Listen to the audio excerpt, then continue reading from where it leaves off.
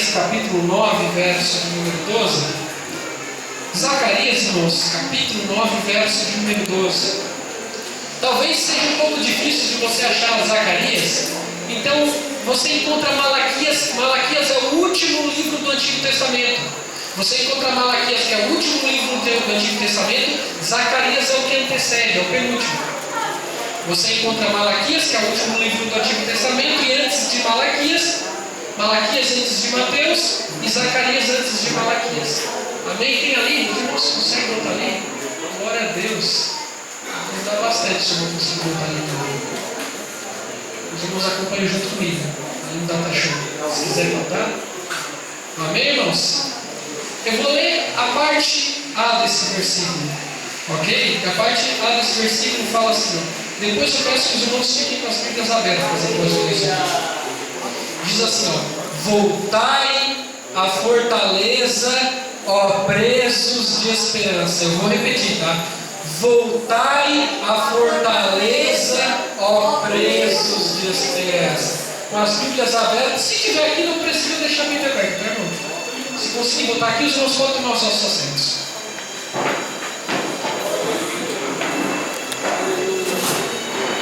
Me alegrar muito aqui esta noite, irmãos. Eu senti a presença de Deus aqui esta noite. Hoje eu me alegrar com os irmãos, já chorei, né? Já me alegrei no Senhor.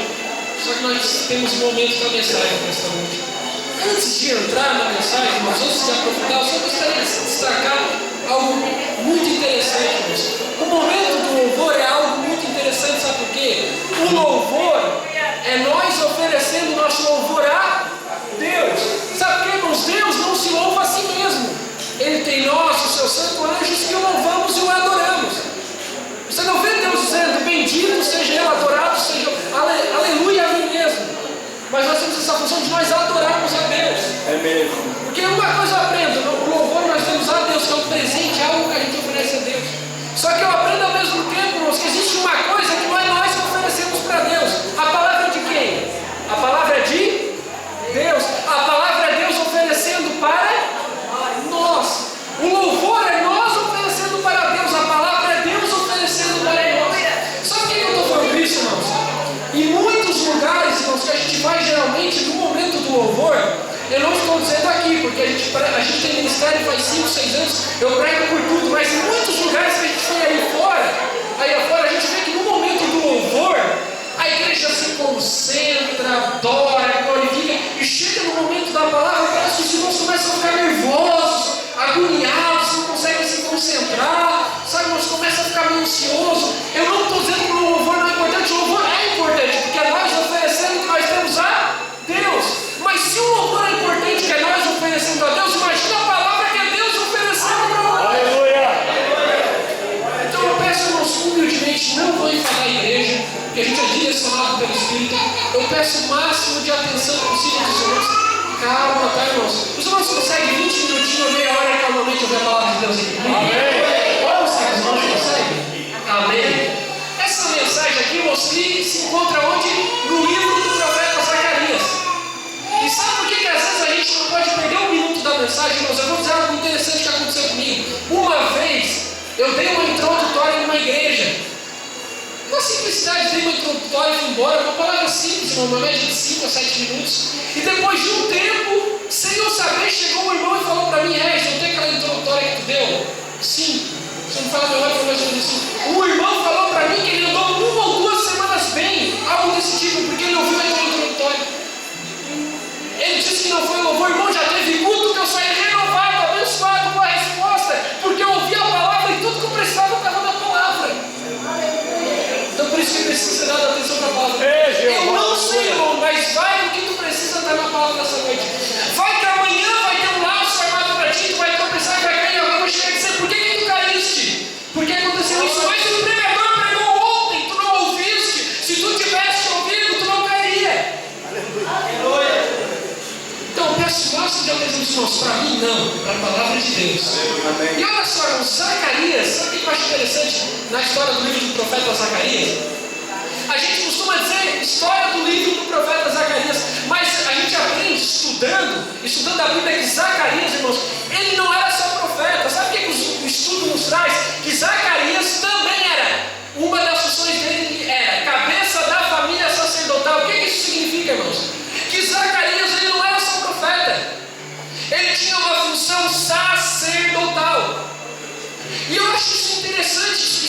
singular, é particular, é exclusivo. Zacarias ele tinha uma diferença dos outros profetas.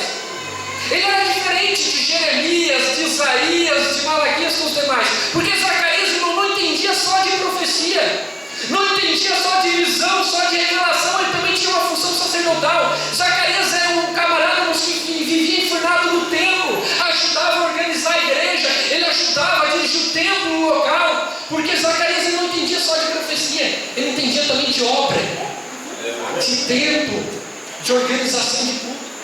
Isso que eu acho interessante, que Zacarias tem essa particularidade que não tem muitos outros seus amigos profetas, como Isaías, Jeremias e todos os demais. Zacarias não entendia só da profecia, só do espiritual, ele entendia de pessoas, ele lidava com gente. Eu sei que ele tem uma função sacerdotal, a Bíblia não especifica qual é a função sacerdotal dele, só nos dá a entender o estudo que ele tinha uma função sacerdotal. Eu não sei se Zacarias ajudava a organizar os bancos do templo de Israel, eu não sei se Zacarias era responsável por escalar quem ia louvar à noite, quem ia ministrar, eu não sei se Zacarias era aquele que visitava as famílias que estavam entristecidas e o povo percebia que não aparecia mais no templo adorar. Eu não sei especificamente qual era a função de Zacarias, mas eu acho uma coisa interessante nele, ele tem uma particularidade. A gente está falando de um profeta que era mais sacerdote que profeta. Zacarias não entendia só do espiritual, ele entendia que era olhar para uma ovelhinha e dizer assim: aquela ovelha está triste, é diferente. Eu vou lá visitar aquela família, faz dois cultos de educação que eles não vêm. Zacarias entendia de obra. Sabia que Zacarias, irmãos, ele é o livro mais messiânico do Antigo Testamento, só perde para Isaías, porque Isaías tem 66 capítulos. Se Isaías não tivesse 66 capítulos, Zacarias esse é o livro mais messiânico da Bíblia. Sabe o que significa livro messiânico? É que é um livro do Antigo Testamento que fala de coisas futuras. Fala do dia que Jesus viria e habitaria no meio do seu povo. Quando eu digo que Zacarias é um livro messiânico, eu digo que ele é o quê? É um livro de promessas, de coisas que ainda não aconteceram, mas certamente acontecerão. Porque quem prometeu é Deus, então há de cumprir. Eu estou lhe pregando essa noite para vocês o livro das promessas. Zacarias é um livro de promessas. Por que eu li esse texto aqui para os irmãos que diz ali, ó, voltai à fortaleza, ó preços de esperança? Eu vou explicar por que a gente chegou nesse versículo. Já estou avançando a introdução. Para quem não sabe, irmãos, o povo de Deus tinha pecado contra Deus. Eles pecaram tanto, Deus foi permitindo. Só que uma hora, eles se arrebentaram. O que aconteceu? Foram levados como cativos pelos povo inimigo. Foram levados como prisioneiros. O povo inimigo foram levados para longe. Porque a gente vai errando, vai falando, irmãos, a misericórdia de Deus vai indo sempre acompanha. Mas tem uma hora, irmãos, que a gente se afunda tanto que é difícil voltar. E quando a gente vê, a gente já está até preso aqui. Os irmãos não entendem? O povo foi pegando dando tanta liberdade para o inimigo, que o inimigo conseguiu levar eles cativos. Eles foram levados prisioneiros para uma terra estranha. Eles foram arrancados de sua terra. Foram arrancados de sua terra e foram levados como prisioneiros para uma terra estranha. Aonde chegam os inimigos e dizem, está lá no Salmo, vocês conhecem aquele Salmo? Os inimigos olham para eles e dizem assim, vê eles abatidos, tristes, porque estão longe da promessa, estão longe da terra da promessa, estão longe do lugar onde se estar. Aí os inimigos olham para ele e dizem assim, ó, canta aquele cântico que vocês cantavam lá em Sião. Aí o salmista diz, como nós vamos poder cantar o cântico de Sião em terra estranha? Meu Deus. Eles responderam assim, ó, vou traduzir para vocês, como é que nós vamos conseguir cantar, se alegrar, se a gente está num lugar que a gente não quer? Como é que nós vamos sorrir? Como é que nós vamos ser felizes se a gente não conseguiu o que a gente quer, se a gente está no lugar errado, se a gente está no lugar de tristeza? Aí o salmista pega e diz, como cantaremos o cântico de Sião em terra estranha? É difícil cantar e se alegrar no deserto, não é? Não é difícil cantar e se alegrar quando a gente está numa situação difícil? Foi o que o salmista disse. Como que nós vamos se alegrar se estamos em terra estranha? Como nós vamos se alegrar se estamos no deserto? Mas daí eu vos pergunto, porventura não pode Deus preparar uma mesa no deserto? Aleluia! Aleluia! Só que o povo se arrependeu. O povo clamou. O povo disse, Deus, eu quero que nós vamos mudar, nós vamos melhorar, tenho certeza. Deus ouviu a oração e permitiu que fosse dado um decreto por Ciro, um dos grandes daquele tempo, um dos reis, um dos imperadores. E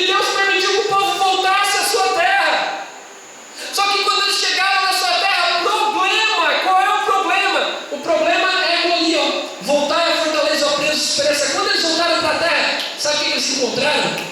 Tudo em ruínas. Estava tudo despedaçado, tudo quebrado, os muros, as construções, tudo aquilo que eles construíram, tudo aquilo que eles sonharam, estava tudo despedaçado, jogado no chão. Aí entrou uma imensa tristeza do povo, porque eles olhavam ao redor, aonde eles olhavam só tinha o quê? Destruição, sonhos quebrados, promessas quebradas. Sabe a situação que eles viram? Porque quando eles saíram de lá, irmãos, estava tudo muito bonito, estava tudo inteiro, mas o inimigo veio e quebrou tudo. Aí quando eles olharam, eles viram tudo em ruínas. Quem já não passou por isso, irmãos? Quando tu começou com aquele sonho, com aquele desejo, tu montava no teu coração aquele castelo lindo. Deus vai fazer isso, Deus, eu vou ser melhor, Deus vai fazer algo. Só que daí quando eles abriram os olhos, quando eles voltaram em si, estava tudo destruído no chão. Aí o povo olhou e disse assim, ó, olhou para as ruínas e disse: nunca mais que Deus vai levantar isso. Está tudo acabado. Não tem mais jeito. Um olhava para o outro, via tudo despedaçado no chão, material quebrado, muro caído, tudo destruído. Um olhava para o outro e dizia: está tudo acabado, está tudo destruído, tudo que a gente sonhou. Nunca mais que Deus vai levantar essas ruínas. Nunca mais que Deus vai nos abençoar. Deus está bravo com nós, não vai mais levantar os nossos sonhos, tudo que a gente construiu. Aí sabe o que o povo fez? Virou as costas para as ruínas e foram viver as suas vidas nas suas casas. Já estava tudo perdido mesmo, né? Para que eles tentar? Eles olharam para as ruínas e diziam: ainda que a gente colocasse as mãos, ainda que a gente colocasse toda a nossa força, a gente não ia conseguir levantar como a gente sonhou, como era antes. Nunca mais. Aí entrou um sentimento de tristeza, de desânimo neles. Sabe o que eles fizeram? Viraram as costas para as ruínas, para os sonhos, e não viveram a sua vida. Já está tudo perdido mesmo, não vamos conseguir mesmo. E foram para suas casas, trabalhavam, construíram e viraram, deixaram as ruínas de lado, que eram os sonhos deles. Sabe por quê? Eles acreditavam que Deus não conseguiria mais levantar aquilo. Eles acreditavam que nunca mais eles conseguiriam botar aquilo tudo de pé. Aí entra Zacarias. O que eu disse para vocês? Zacarias não entendia só de profecia e de revelação. Zacarias entendia de obra, entendia de pessoas. Imagina eu, irmãos, Zacarias entrando na nave do templo, e todo o templo, todo mundo, o povo vinha e ele via aquele povo triste, aquele povo desanimado. Talvez Zacarias ia ministrar, assumia a tribuna e olhava e via as pessoas tristes, cabisbaixas, sofridas, desanimadas, desacreditadas. Aquilo começou a incomodar Zacarias. E até que ele sorria, Zacarias via que tinha uns até que sorriam para mostrar a força para fazer para casa, mas Zacarias via que por dentro eles estavam quebrados, estavam destruídos, estavam moídos, estavam sofrendo. Aí aquilo começou a entrar uma angústia, conjectura, imaginou no coração de Zacarias. Aí imagino eu, irmãos, porque aquilo foi uma resposta de Deus aos idosos. Imaginou que Zacarias foi orar a Deus. Eu não sei qual foi a oração de Zacarias, talvez ele começou assim, ó: Deus, eu não aguento mais. Eu venho todo culto, todo dia de adoração que eu vou no templo, aquele povo com uma cara desanimada, uma cara triste, aquele povo que não está acreditando mais, eles não creem mais, Deus, que dessas ruínas que estão ao redor dele, o Senhor pode voltar a levantar. Eles não creem mais, Senhor, que o Senhor é um Deus que realiza sonhos, que o Senhor é um Deus que não esquece das promessas. Eu não sei o que acontece com esse povo, Deus, eles acreditam no teu nome, eles louvam o teu nome, eles vêm na tua casa, mas lá no fundo eles não creem que o Senhor vai fazer grandes coisas. Eu estou cansado de eu se entrar na nave do templo, ver um povo desanimado, um povo que não crê, um povo que não acredita que o Senhor dessas ruínas pode reerguer e fazer grandes coisas assim. Aí talvez Deus responde. Deus Santo! Eu não sei como que Deus respondeu, talvez Deus respondeu para Zacarias, talvez é Zacarias. Eles não acreditam que eu, Deus, posso restaurar essas ruínas que os inimigos fizeram na vida deles. Se eles pararem de olhar para mim, parar de olhar para a ruína e começar a olhar para mim, eles vão ver que dessas ruínas eu posso levantar. Bravo! Glória a Deus! E vai ficar maior do que da primeira vez que eles viram. Meu Deus! Aí Deus bota um apelido no povo. Primeira vez que eu vejo no Antigo Testamento Deus botar um apelido no povo. Qual foi o apelido que Deus botou? Aqui é parte da oração que eu creio que Deus respondeu para Zacarias. Ele falou aqui, ó: voltai à fortaleza o quê? Ó presos de esperança. Vou traduzir. Vocês sabem o que significa aqui presos de esperança? Foi apelido que Deus botou no povo. Sabe o que Deus falou? Zacarias, eu vou te explicar. Sabe o que eles são? Presos de esperança, aprisionados de sonhar. Traduz para o pregador, traduzo. Pessoas que não conseguem mais sonhar. Pessoas que não conseguem ter mais esperança. Pessoas que não acreditam mais porque olham ao redor, está tudo ruim. Meu Deus. Aleluia. Aí Deus diz, Zacarias, vocês são presos de esperança. São pessoas que não conseguem mais sonhar, não conseguem. Sabe, irmãos, o povo daquele dia virou as costas para os sonhos, para as promessas, começaram a viver sua vida, porque está tudo perdido mesmo, né? Pregador, eu pequei tanto, pregador, a minha ruína na minha vida espiritual tão grande que nunca mais Deus vai me usar. Pregador, se eu soubesse o que eu ando fazendo, a gente começa a olhar para as ruínas, né? A gente vira as costas e vai viver a nossa vida. A gente acha que não tem mais jeito para nós mesmos. Para que tentar se não tem mais jeito? Não é só ruína ao redor, né?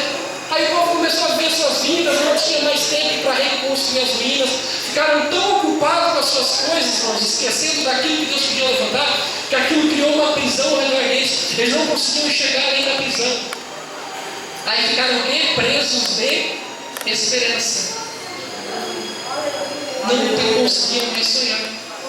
Porque tem três tipos de sonho, irmãos. A gente tem um sonho no sentido científico natural, que é aquele sonho que quando a gente está dormindo, a gente sonha. Porque entendo eu que mesmo que a gente esteja dormindo, mesmo que o nosso cérebro trabalhe, ele trabalha em uma intensidade menor.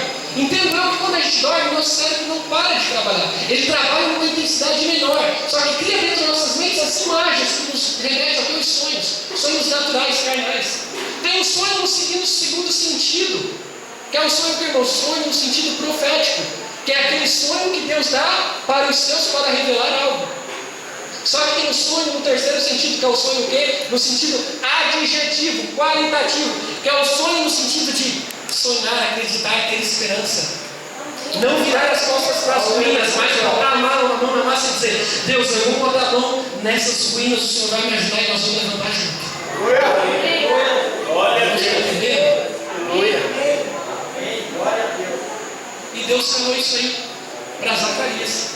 Isso foi Deus falou para Zacarias, vocês são presos de esperança, pessoas que não conseguem mais ter fé. Aí Deus fala a primeira parte do versículo ali, irmãos, voltai à fortaleza. Que fortaleza vocês acham que Deus está falando ali, irmãos? No versículo. Será que a fortaleza que Deus está dizendo ali é a fortaleza militar, material, sólida? Será que a fortaleza que Deus está falando ali é o reinado, os dias do reinado de Salomão, com seus 1.400 carros de guerra que ninguém conseguia segurar? Será que ele está falando dos dias de Josias que tinha máquinas e engenhos de guerra, irmão, que não tinha ninguém para segurar? Será que é essa a fortaleza que Deus está dizendo ali, a fortaleza militar? A fortaleza humana, terrena, material? Porque muitos irmãos têm por fortaleza o quê? As armas. Sabe o que eu vou dizer? Isso aqui é muito atual, já estou quase encerrando, mas isso aqui que eu vou dizer é muito atual, irmãos. Sabe por que a gente vê tantos países investindo em armas, guerras, exércitos? Sabe por quê? Porque a fortaleza desses países são as armas militares. Eles pensam assim, quanto mais armas nós tivermos, mais soldados, mais exércitos, maior vai ser a nossa fortaleza, porque a fortaleza deles é isso. Outros têm por fortaleza o quê, irmãos? Outros, o dinheiro. Por que a gente vê tanta gente escravizada pelo dinheiro? Se vendendo por dinheiro, sendo escravizada por dinheiro, só trabalha pelo dinheiro, vive pelo dinheiro, é sufocada pelo dinheiro, às vezes não tem mais nem tempo de ir na igreja, nem orar, nem glorificar a pessoa. Quer trabalhar?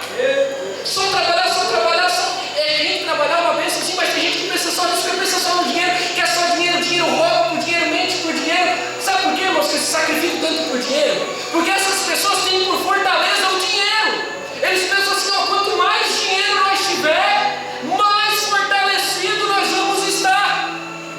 Só que a gente sabe que o dinheiro não paga muita coisa, irmãos. Dinheiro não compra amor. Dinheiro não compra cura de muita doença.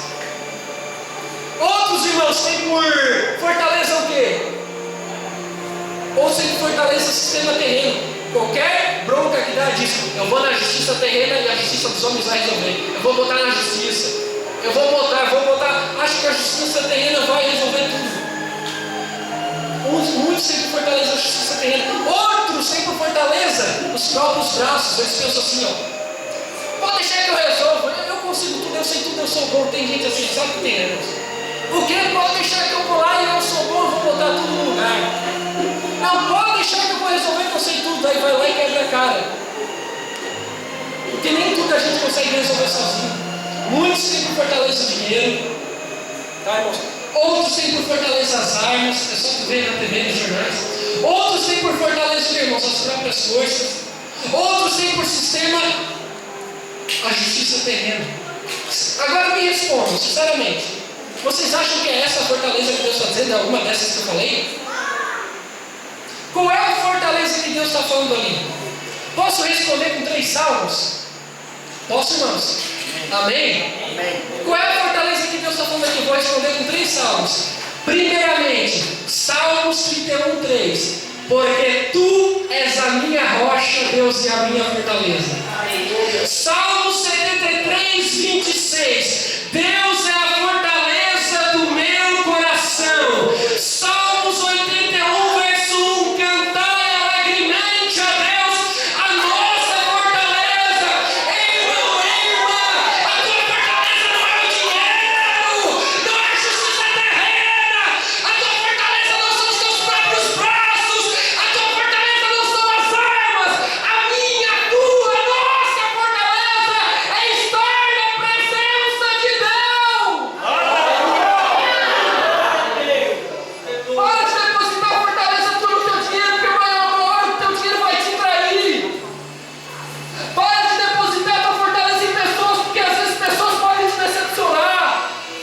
Para de depositar a tua fortaleza na tua sabedoria humana nos teus braços, porque uma hora vai vir uma prova maior que você não vai suportar. Mas quando tu te alegra e faz como o salmista diz: a minha fortaleza não é o dinheiro que eu tenho, não é a força do meu braço, não é os que estão ao meu redor. A minha fortaleza é ter em Deus, é ter fé em Deus. Aleluia! Qual é a tua fortaleza, crente? Qual é a tua fortaleza? Orar. Oh, Deus querido! Consegui explicar qual é a fortaleza que Deus está tendo ali? Deus santo! Sabe qual era o problema do povo, irmãos? É que quando eles vinham, eles só olhavam para as ruínas. Eles não olhavam para cima e viam que Deus poderia restaurar, eles olhavam para as ruínas. Sabe qual é o nosso problema? É que a gente só olha os problemas. Sabe por que tu não está indo para frente na tua vida? Sabe por que você anda triste? Porque você só olha para as ruínas, mas se tu levantar a tua fronte e começar a olhar para Deus, tu vai ver. Não vira as costas para a ruína. A partir de hoje, a partir desse culto, você veio aqui virando as costas para a ruína, para tudo que Deus te prometeu, para tudo que Deus tem na tua vida. Mas a partir de hoje, você vai sair desse culto, você estava de costa para a ruína, você vai virar, vai botar as mãos na massa de Deus. A partir de hoje, em nome de Jesus, nós juntos vamos restaurar essas ruínas, Deus. E a minha família vai ser construída novamente, vai ser reconstruída. O meu ministério vai voltar a ser abençoado. A minha fé vai voltar a crescer. Porque dessas ruínas eu creio que tu vai levantar.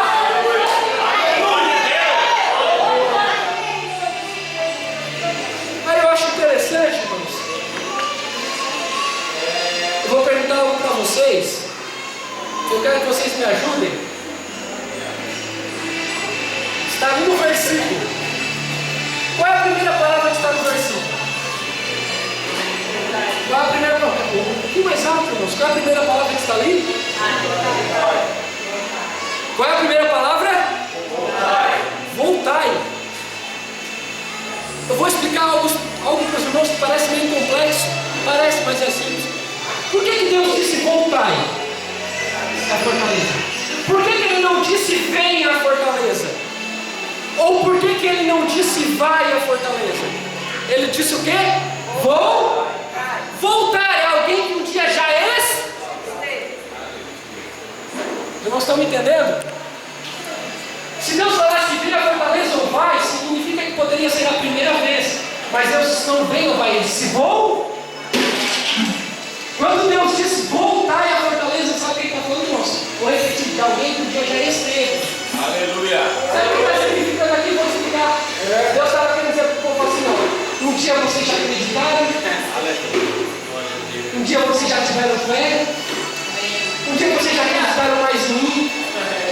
já acreditaram mais em vocês. Um dia vocês já acreditaram mais nos seus sonhos de vocês. Por que vocês pararam? Aí Deus faz um convite. Volta a sonhar. Volta a crer. Aleluia. Glória a Deus. Volta a olhar para as promessas. Aleluia! Volta a olhar para mim. Glória a Deus! Olha para mim. Eu vou clicar com você agora. Aleluia! Por que tu Glória a Deus. Por que tu parou de acreditar? Por que tu deu uma desanimada? Voltar à fortaleza. Urash, né? É tempo de voltar à fortaleza. É tempo de voltar a crer mais. Tu já passou muito pior que essa. Para de chorar. Deus te deu vitória. Por que essa outra melhor está dizendo que não vai conseguir? Para com isso, irmão. Para com isso, irmão. Tu já passou coisa pior que isso, tu venceu. Agora eu não tinha desse tamanho, eu não aguento mais. Eu vou parar e não consigo. Deus não vai me dar vitória. Para. Deus já te enviou de coisa maior do que quem sabe. Aleluia. Glória a Deus. Aí Deus disse para o povo: ei, volte a fortaleza, volta a acreditar, volta a sonhar, porque a promessa ainda está de pé. Irmãos, entenderam que é que nós se voltarem? Aleluia. Aleluia. Glória a Deus. Glória a Deus. É soberano. Tem uma coisa no meu coração, irmãos, nesse momento. Tem pessoas aqui que estão desanimadas e frustradas, sabe por quê? Porque construíram um castelo de areia. Veio o vento e destruiu.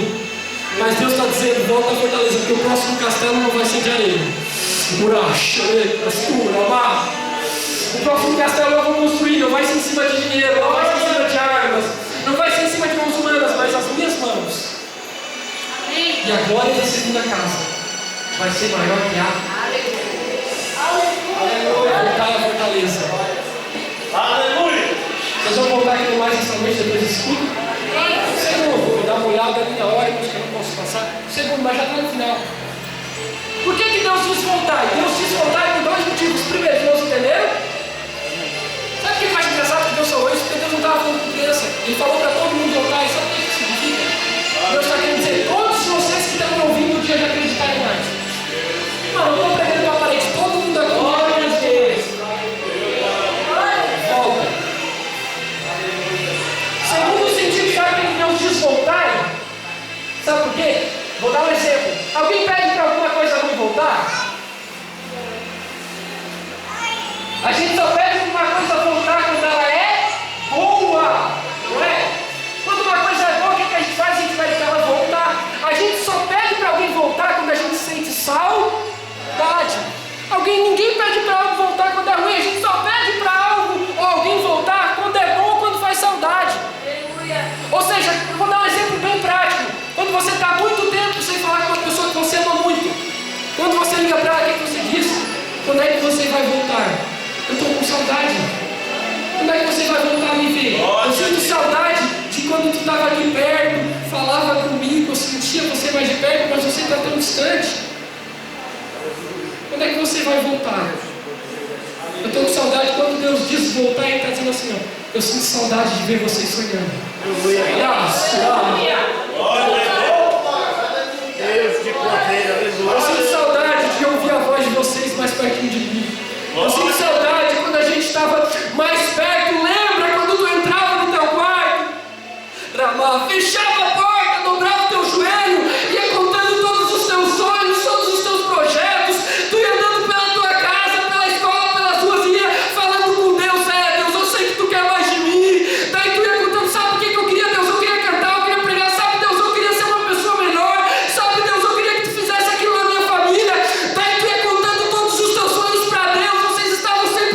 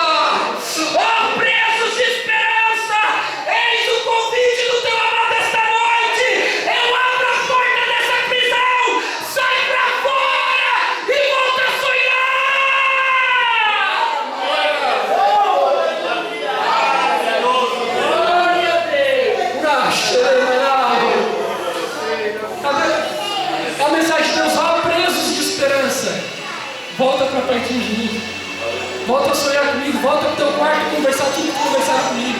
Volta a ter aquelas conversas que tu tinha comigo quando tu lavava a louça e tu andava pela tua cozinha. Volta a ter aquelas conversas que tu tinha comigo quando tu andava no colégio, quando tu andava pelas estradas, no teu quarto, quando tu dobrava o joelho antes de dormir ou acordar. Deus diz: volta. Aleluia. Volta. Aleluia. Eu convido essa noite ao preços de esperança.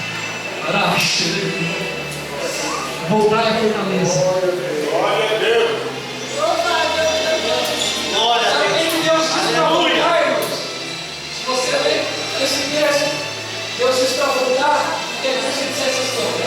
Voltar à fortaleza, ó preços de esperança. E certamente suas casas serão novamente edificadas, e as vossas cidades aumentarão e prosperarão. Vou traduzir, sabe o que Deus está querendo dizer? Se você voltar a crer, botar as mãos na massa, nas unhas e voltar a sonhar, o que Deus vai fazer era maior do que estava antes. Aleluia. O que Deus vai fazer era maior do que você sonhava. Deus está dizendo assim: esse segundo castelo, o primeiro castelo foi bom, eu sei que foi bom, você gostava e foi destruído. Mas o segundo castelo vai ser maior, sabe por quê? Porque a partir de hoje eu vou começar a construir junto com você.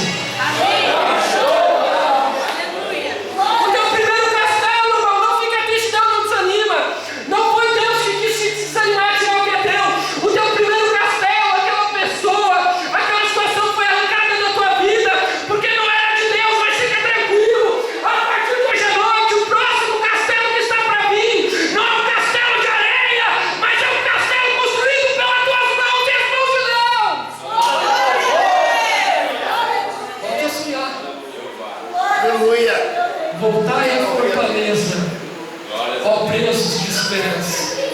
Amém, irmãos? Vocês creem nisso? E aqui eu encerro com uma última afirmação.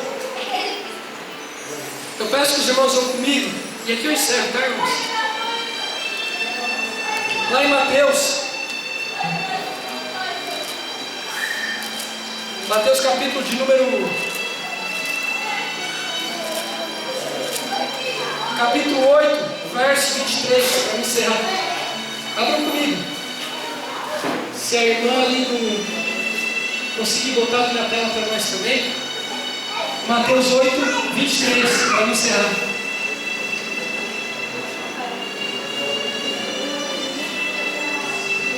Deus vai levantar castelos que foram destruídos aqui, tá? Não te preocupa, não fica mais depressivo não. Aquele castelo foi destruído porque não era de Deus ninguém destrói.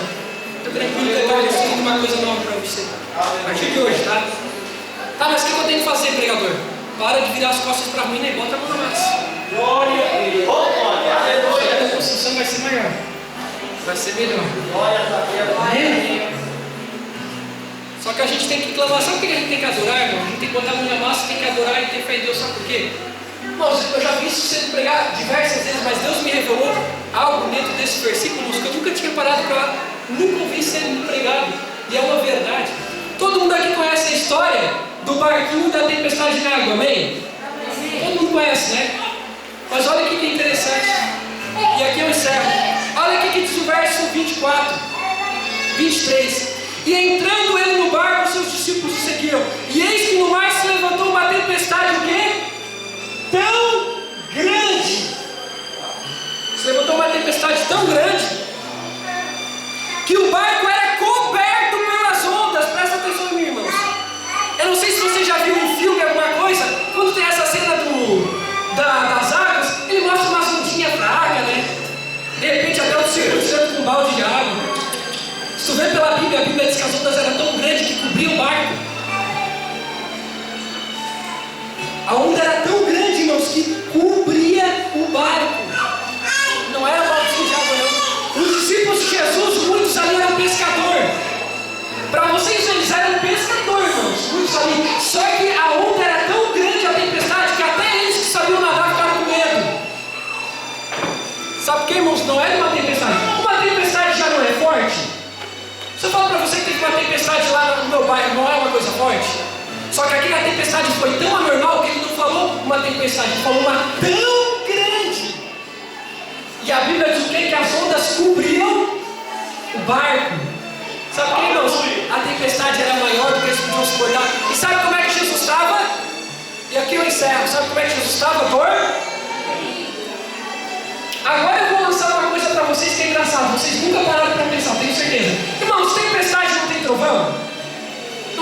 forte. A água não estava cobrindo o barco, olhando o estudo. Como é que Jesus conseguiu dormir? Tem um segredo nessa palavra. Irmão, se dá um raio no lado da tua cama, tu não pula da cama? Irmãos, no mínimo dá com o nariz no teto. No mínimo. O tiro de um raio não precisa nem ser um raio. Se alguém torce do teu lado, já acorda. Agora ele ali estava dando raio, água cobrindo o barco. Irmãos, tempestade tão grande, o barco não estava assim, o barco estava se balançando todo. Imagina Jesus, a cabeça batendo num lado, batendo no outro, água cobrindo ele, raio no lado, vento forte, e ele dormindo.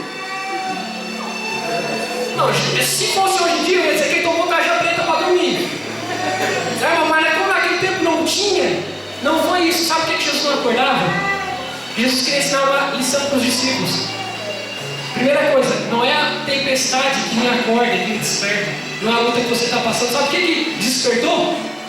Olha só. Verso 25. Os seus discípulos, aproximando-se, o despertaram, dizendo: Senhor, salva-nos, que e ele lhe disse: por que temeis, homem de pequena? Não estava dando raio. Jesus acordou? Caía água em cima dele, ele acordou? O barco balançava e batia tudo nele, ele acordou? Mas quando os discípulos clamaram, o que ele fez? Ele acordou. Aleluia. Jesus está vendo que essa tempestade está quase tentando destruir, mas sabe por quê? Tu fica assim: Deus, tu não está vendo a tempestade? Deus não acorda pelo tamanho da tua tempestade, ele desperta pelo teu clamor. Deus estava querendo ensinar aqui para os discípulos: quando vocês clamam, aí eu desperto. Não é a luta de vocês que me acordam, é o clamor de vocês. Olha o poder que tem no teu clamor.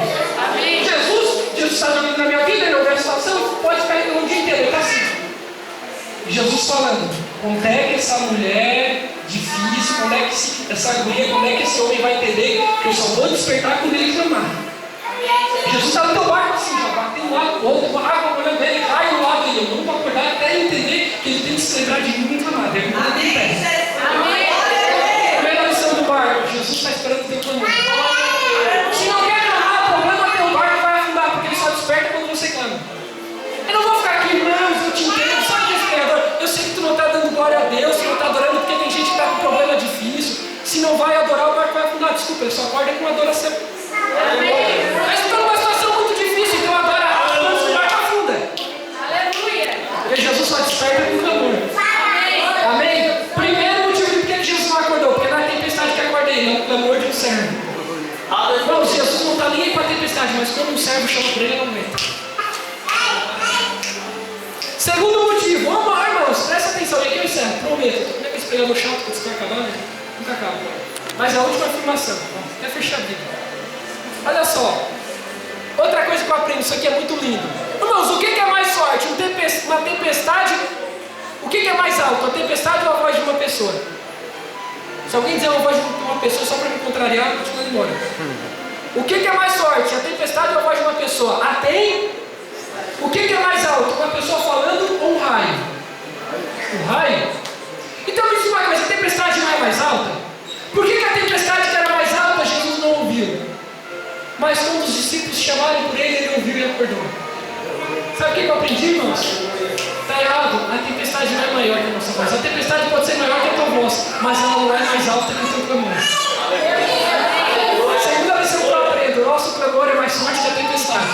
Aleluia. Teu barco está afundando, mas tu não estava aguentando essa situação. Começa a clamar para te ver se o clamor não para raio, não para vento, não para água, não para tudo. Segunda lição de Jesus são para os discípulos. Quando estava dando tempestade, ele não acordou. Mas quando os discípulos chamaram ele se levantou e acalmou a tempestade. Segunda lição, irmãos: tu não sabe o poder que tem que clamar a Deus. Tu não soubesse que estava glorificando a glória. Tu não sabe o poder que tem quando tu começa a falar com Deus orar a Deus.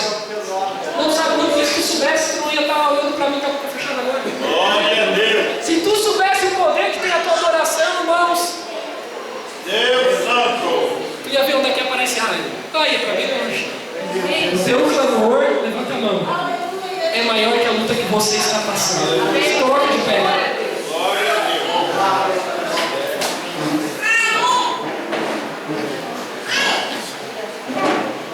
Aleluia. Amém, irmãos? Essa palavra de Deus que eu tinha esta noite volte à fortaleza, coloque as mãos na urina e mais uma coisa. Está na hora de despertar Jesus nesse barco aí, né? Vai esperar afundar, crente? Não vai chamar para ele? Antes de fazer essa oração final, eu preciso fazer um convite. Posso fazer um convite, irmão? Amém? Tem alguém aqui esta noite que nunca aceitou Jesus, ou é só amigo do Evangelho, mas quer levantar a mão esta noite e quer dizer assim, ó, eu quero voltar a essa fortaleza. Meu Deus. Eu quero saber, irmão, se alguém quer aceitar Jesus esta noite, levanta a mão.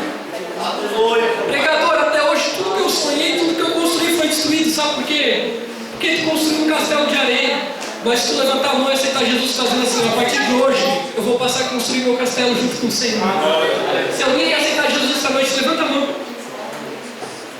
Eu não vou insistir muito, em nome de Jesus, se alguém quer aceitar, levanta a mão. Todos já aceitaram? Todos são crentes? Não? Então vamos levantar as mãos e vamos orar ao Senhor. Senhor, meu Deus, me ajuda a orar, crente. Tem gente que não entendeu ainda, né, irmão? Se a oração desperta Jesus e para a tempestade, né? Ore comigo, Senhor, meu Deus. A tua mensagem, papai, foi pregada. Por amasso, eu peço humildemente, Senhor, meu Deus. Oh, aleluia! Senhor Jesus, eu queria te pedir que o Senhor se despertasse, Jesus, de barcos aqui essa noite agora.